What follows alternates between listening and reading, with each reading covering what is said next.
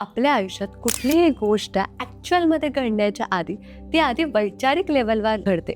म्हणजे तुमच्या आयुष्यात आता जे जे काही घडतंय याचा कधीतरी तुम्ही कॉन्शियसली किंवा सबकॉन्शियसली विचार केलेला असतो, तेव्हाच तुम्हाला त्याची प्रत्यक्ष अनुभूती येते. आणि हाच आहे मॅनिफेस्टेशनचा पहिला नियम. त्याचं एक एक्झाम्पल देते. आपली आता नुकतीच ऋषिकेश रिट्रीट झाली. या रिट्रीटच्या आधी अचानक सरालचा म्हणजे माझ्या हस्बंडचा दात दुखायला लागला. सो मी त्याला विचारलं की तुम्हाला डेंटिस्ट कडे जायची इच्छा झालेली का? ते म्हणाले हा आम्ही याचा विचार केलेला की अरे बरेच दिवस आपण डेंटिस्ट कडे गेलो नाहीयेत, रिट्रीटच्या आधी एक रुटीन चेकअप केलं पाहिजे. आणि बघा त्यांचा तो इश्यूज म्हणजे एक निमित्त होतं त्यांची ऍक्च्युअल विचाराला सत्यात उतरवण्यासाठी. सो मैत्रिणींनो, जर तुम्हाला कुठली गोष्ट मॅनिफेस्ट करायची तर तुम्हाला त्यावर कॉन्शियसली विचार करावा लागेल. आणि त्यासोबतच ऑन द अदर हँड तुमच्या मनात जे विचार येतात त्याविषयी तुम्हाला सजग राहायला लागेल. कारण आपल्या मनात जे जे विचार येतात युनिव्हर्स त्याला तथास्तु म्हणतंय. हीच गोष्ट अजून सोप्या पद्धतीने समजून घ्यायची असेल तर तुम्हाला मॅनिफेस्टेशनचा दुसरा नियम समजून घेणं खूप इम्पॉर्टंट आहे. तर तो जाणून घेण्यासाठी तुम्ही उत्सुक असाल तर आता कमेंट बॉक्समध्ये M2 असं मेन्शन करा.